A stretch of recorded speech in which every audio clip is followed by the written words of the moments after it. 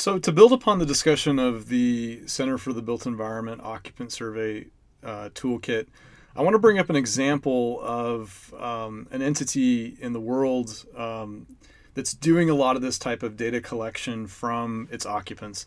And this entity is Changi Airport. This is the international airport here in Singapore, which if you haven't visited, I highly, highly recommend it. It's one of the most beautiful, just incredible airports in the world. People, in Singapore will go there to go shopping and to hang out and to eat at nice restaurants, which is kind of unheard of, I think, in most of the world, to actually go to the airport to hang out. And it's been voted one of the best airports, or the best airport in the world, for years, because there's this really strong emphasis on people's experience there. And as you can see from their website, they have this big brand new shopping mall called the Jewel, and in the Jewel they have this huge waterfall, indoor waterfall, which you see right here on this sort of slide. But one of the things about this building is that also they try to collect information from the occupants of the building in pretty clever ways.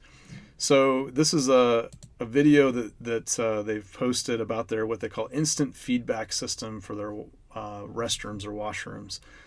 So this is an example of in the ladies' restroom where this lady is not happy because she notices that there's some water on the floor. She's able to report that through a digital interface that's at the entrance.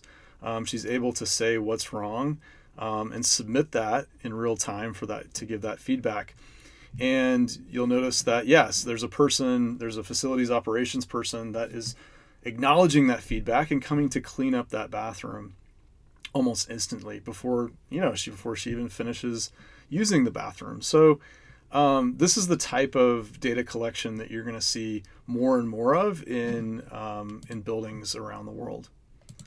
So this data, then, what do we do with these type of data? This is something that I talked a little bit about in Pandas analysis tutorials earlier, and I'll talk about a few other technologies and features that we're working on here in Singapore, which create this type of data as well.